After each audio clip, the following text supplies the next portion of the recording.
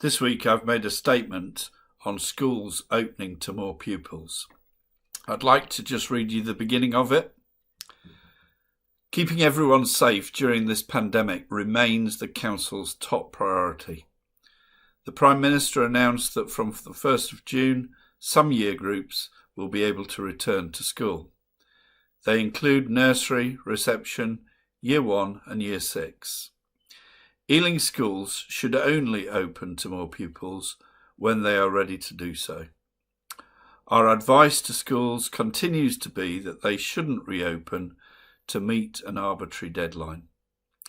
We have been having productive conversations with schools about a phased return of these year groups during the first few weeks of June.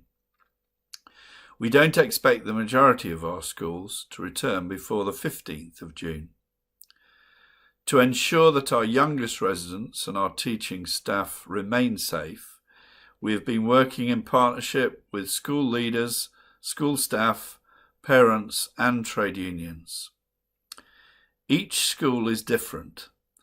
Heads and governing bodies are best placed to know what measures are needed to be put in place to enable them to reopen safely. They know their pupils and staff and their personal circumstances. The government will confirm if its tests to move to the next phase of easing lockdown, including the return of some pupils to school, have been met by the end of the month. The Council has provided schools with guidance to assist schools in making decisions.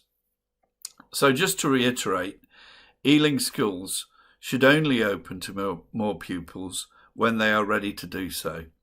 And our advice to schools is that they shouldn't reopen to meet an arbitrary deadline. If you want to read the full statement, please go onto the Council's website and look at our media pages.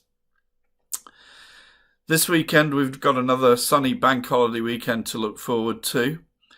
And I just want to reiterate the message to keep the social distancing rules 2 meters apart when you're out in our parks and our green spaces, and if you're out there shopping or doing any of those essential things that you need to do.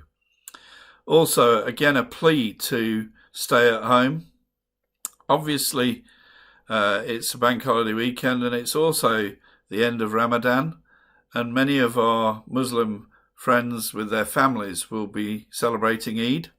So first of all, a message to all of them to have a happy Eid, and also to ask them to do as other faith groups have done earlier in the year at Easter, Vaisakhi, Passover, and have those Eid celebrations at home.